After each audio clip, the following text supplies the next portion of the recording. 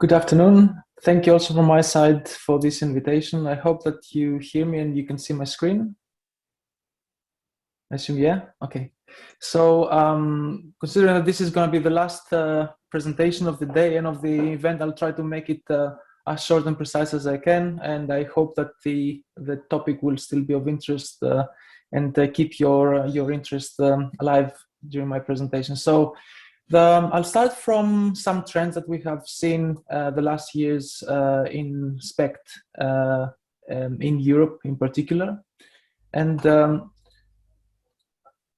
first thing is the SPECTCT versus SPECT cameras. So the first modern multi-slice SPECTCT was constructed developed by Professor Dale Bailey at the Royal North Shore Hospital in Australia about in 2005-06, combining a standard SPECT system with a CT. And since then, we have seen a quite big change in the way that we do nuclear medicine in the clinic. Today, in Europe, we see 3 SPECT-CT systems being installed versus 1 SPECT camera. And the reasons for that are quite a few. So first of all, this whole new technology or fusion of technologies has sparked new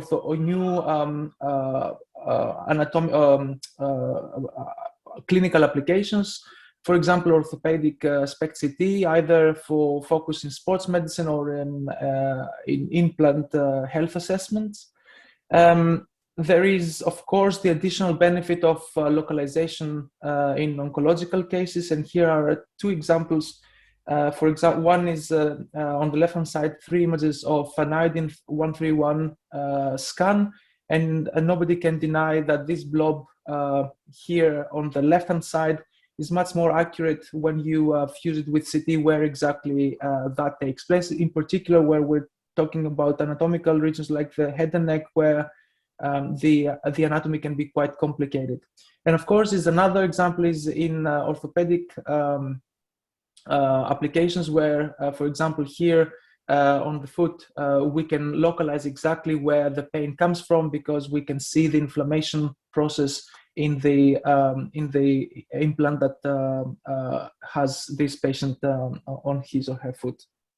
But of course, there are other considerations. For example, we can utilize the information, the anatomical information from CT to develop novel artificial intelligence-based applications in order to analyze the data. And of course, something which is in the focus of this presentation is that we need the CT information in order to apply the appropriate corrections to SPECT data in order for them to become quantitative. So this is one trend, the trend that flows from SPECT only standalone modality into a hybrid, truly hybrid functional anatomical modality, which is called SPECT-CT. The next trend that we have seen the last years, and we anticipate, the whole industry actually anticipates to grow, is the therapeutic part of nuclear medicine. Here is an estimate from MedRay's Intel published in 2019, where it shows that the most significant increase in nuclear medicine applications here on the y-axis is actually the cost of radiopharmaceuticals. Is basically going to come from non-diagnostic but therapeutic applications. And here, the trend that impacts the technology is the energies that are used in these applications. So yes, the low energy imaging will continue to increase slowly, and that's driven mainly by the markets or the regions that are adopting more and more SPECT. But for those regions that have already reached the plateau of systems, we anticipate the biggest growth, the massive growth coming from imaging high and medium energy radiopharmaceuticals. So unfortunately, SPECT has some limitations. So one of them, the biggest one actually, is the collimator. It's something that we cannot do without, but having it in front of our detector basically we eliminate almost all of the gamma photons that are emitted. So we detect almost 1 in every 10,000 gamma rays that the radiopharmaceutical distribution in the patient body emits. And of course, those photons interact as well with the lead in the collimator, and we have all sort of shine-through effects, especially in medium and high energy isotopes. It has limited spatial resolution also because of the collimator, but not only. That impacts the lesion detectability, and the large partial volume effects have an impact on the quantification.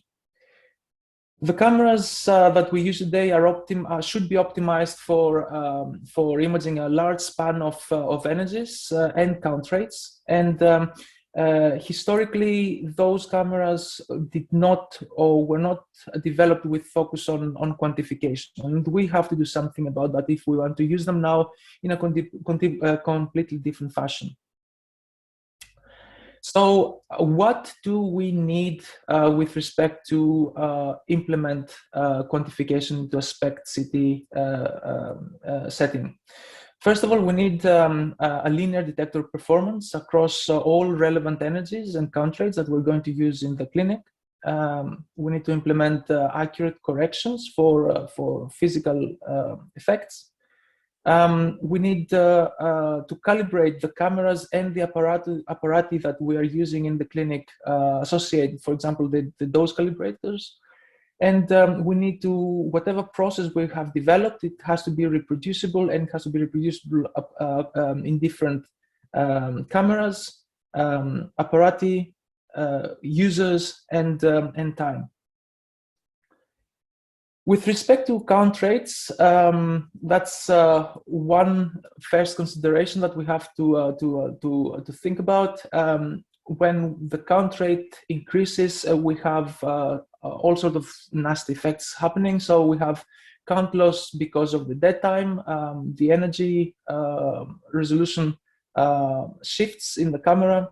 It compromises the energy resolution itself. It degrades the image quality, as we can see on the right-hand side of the flood image at the lower left corner, and also it reduces the quantitative accuracy of the system. So there are corrections that could be applied, and there are ways of improving the camera in order to become more quantitative. What we have done in our cameras is basically we have optimized the detector performance. The detector now is able to simulate and correct for pulse pileup, and also for the afterglow correction, especially in the high count rates. And once you have implemented those corrections in the front end electronic part, then you need to know the amount of effects that you have accounted for, and now you can take those effects and you can utilize them into the information process chain. So what can be done and what is done is, for example, in the detector front end, you can correct for the losses in the counts. The information of how much you have counted should be recorded in the list mode file that will be used later on for reconstruction. The acquisition process will calculate the count loss for each tomographic angle that will take, and ultimately we want to use all these corrections into the reconstruction. This is an example of a measurement that was done with phantom with a high technetium activity, and you see that at 700 kilocounts per second count rate, we can have about 20% biases. And after we have implemented the corrections, this 20% bias comes back to about 3% bias. So starting from this point onward, I think that it's quite important to before we start calibrating the camera, to make the most of making the camera as flat performance as possible with different count rates that it will anticipate in the clinical setting. The traditional way of reconstructing SPECTCT data is basically by acquiring a SPECT image and then acquire a CT image, utilize the CT image for creating the attenuation map, correct for SPECT, and then fuse the two things together. We can do much better than that. So having in mind quantification, first of all, we can optimize the reconstruction image to take into account the different corrections. We can utilize the calibration of the camera, or you can implement the calibration of the camera inside the reconstruction. And also we can take into account the effects that we have said in the past and feed this information into the reconstruction engine in order to be able to proceed and produce the most accurate results possible. I have used here one example of two reconstructions. One is the Flash 3D. This is the Siemens flavor of OSEM with point spread function correction. And then at the lower part is what I'm going to be talking about, the xSPECT, which is the different approach to reconstruction. And here you see that by implementing the accurate corrections here, the information is on better point spread function correction, uniformity, and motion correction. You see a significant improvement just by that on the spatial resolution that can be achieved on the SPECT images. Now, this is a complicated slide. I don't expect you to read all this, but it's interesting to give. Can you see my cursor? I hope you can see my cursor here. On the left-hand side, we have the Flash 3D, which is the standard iterative reconstruction. And then on the right-hand side, we have the new quantitative reconstruction that we're using with three different flavors. The xSPECT, also we call it broad quantification, and the xSPECT bone and the xSPECT quant that I will be describing later on. Starting from the corrections, we see that we have here a more sophisticated resolution recovery model than the traditional Flash 3D. We have a more sophisticated detection correction methodology, and we also have a uniformity correction together with system calibration for this flavor that it produces quantitative results. For those radiopharmaceuticals that could have a very specific distribution, like for example for bone scans with MDP, we can provide additional information of whereabout we can expect the radiopharmaceutical to bind, and we can utilize this information as an a priori information for reconstructing the data. Finally, the whole reconstructor is not, it doesn't have neither the optimized methodology nor the merit function that we encounter in OSEM. So we have, and this is because traditionally OSEM has the difficulty of dealing with low counts. So when you have low counts, after implementing the corrections, you tend to subtract counts from photopenic regions, and you have, in order to preserve the Poisson noise of fashion of the data, you need to clip the correction to 0, and those zeros basically implement sometimes significant biases. The other thing that we see with OSEM is as the iterations increase, we see what we call an evaporation effect, and that is basically a migration of counts from the lower activity regions into the higher activity regions. And this can be minimized by changing both the optimization method. So we're not using the expectation maximization, but what we call conjugate gradient.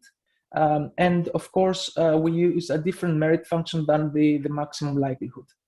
Finally, but quite importantly, we are not reconstructing based on the SPECT matrix. As you see here, we are trying to utilize the CT data as the frame of reference, and we are reconstructing higher matrices. in order to preserve as much as possible the spatial resolution. So what do this mean in the clinic? So let's assume, first of all, that we have an MDP scan. An MDP scan, we know a priori that the radiopharmaceutical will be encountered into bone structures. So we take the CT scan, we take the CT volume, and apart from creating only the mu map for attenuation correction, we also derive the zone maps. And these zones are areas where we define the cortical bone and the softer bone, and where basically MDP can be encountered. And then we will feed this information into the reconstruction together, of course, with the nuclear medicine projections, and the reconstructor will create the image by this additional information. This is an example of, again, the flash 3D, the OSCM with a resolution recovery.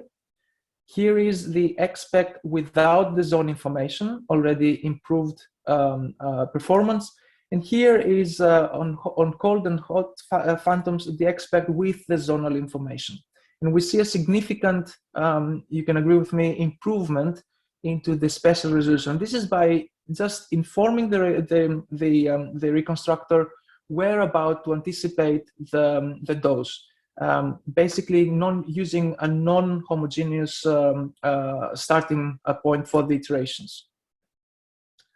A clinical example is here where we see the xSPECT bone versus the flash 3D, and you see the difference in spatial resolution of the data. Now, this can be used without quantification, but this information can go one step further, and we can utilize with quantitative accuracy.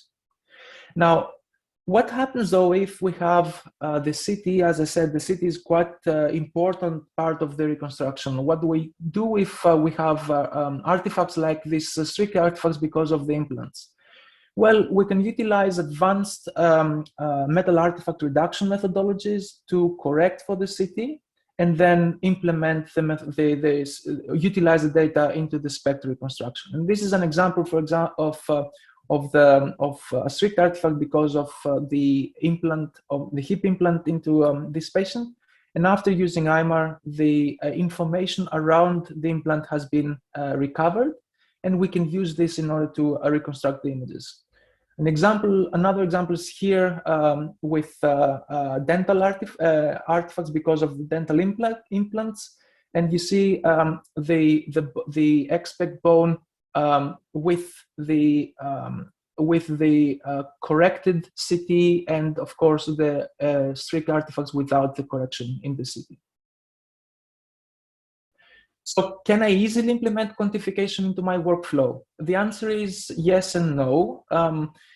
If you have an adequate physics team which is ready to put some effort into standardizing the process, yes, you can. You can utilize that on any camera with any reconstruction. If you utilize it with xSPECT, basically you have the additional improvement functions that this algorithm has to offer. But the next step that I'm going to talk about is what we have done. It's called xSPECT Quant. It's basically automating quantification for the most important clinically used radioisotopes: technetium, lutetium, indium, iodine 123, and iodine 131. So what we have seen or what we have observed in the clinics utilizing quantification is that it's quite intensive manual procedure that needs to be done monthly or every so often, and occasionally it can increase error because of user because of the user. And we have taken into account this, and we have created a new procedure which we call xSPECT Quant. It's based on a traceable source which can be utilized for calibration of the camera and the dosimeter. It's basically quite easy as you're doing the quality QC. So you put the source on the camera and on the dosimeter, you select the workflow, you perform a one-planar acquisition, and you can review the results and accept, and the camera is calibrated for the set of radioisotope and the collimator pair that you want to use. It's quite fast, it's quite accurate, and most important, I believe, it's standardized.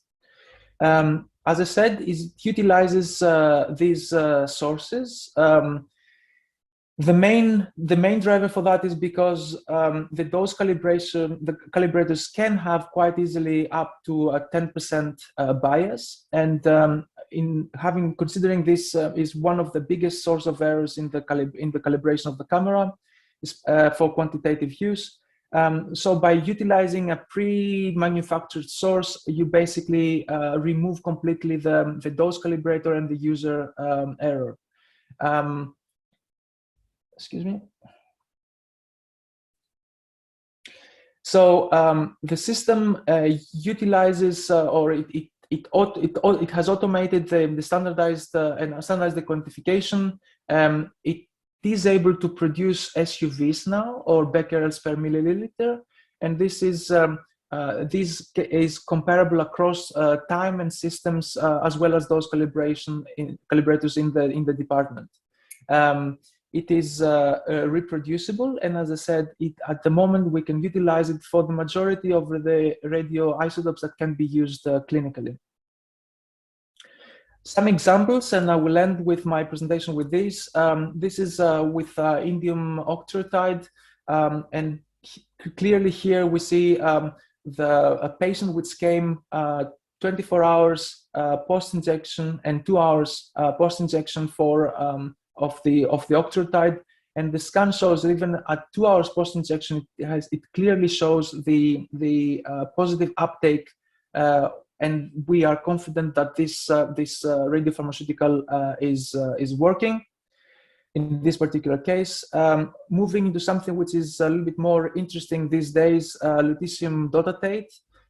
So here we have a patient which had sequential scans, and we can now validate the performance of the therapy by utilizing the lutetium dotatate itself, not needing, for example, the gallium scans. And we see that for this particular patient, the therapy is working. If we want to implement dosimetry and do the dosimetric calculations, at least we have eliminated all the quantitative errors that can be hinder the accuracy from the acquisition and reconstruction point of view. This is an interesting combination of xSPECT bone and xSPECT quant, where the significantly improved image quality of the bone is combined with the quantitative accuracy of quant. And you see here a patient who came 3 times, elevated PSA, then after the therapy, we see that the PSA as well as the lesion uptake has been dramatically decreased. Therefore, the therapy is working for this particular patient. Another example is here for thyroid cancer, where we can delineate the lesions in the same way that we do it in PET, and we can have VOI statistics that we can utilize for our assessment. And my final slide is the latest addition to this quantification approach for utilizing with iodine-131. Here is a metastatic disease from prostate cancer, an iodine-131 scan, and we can have specific quantitative measurements of the lesions in the lungs and in the sternum of the metastatic disease. And with that, I would like to thank you very much, and I'm happy to take any questions if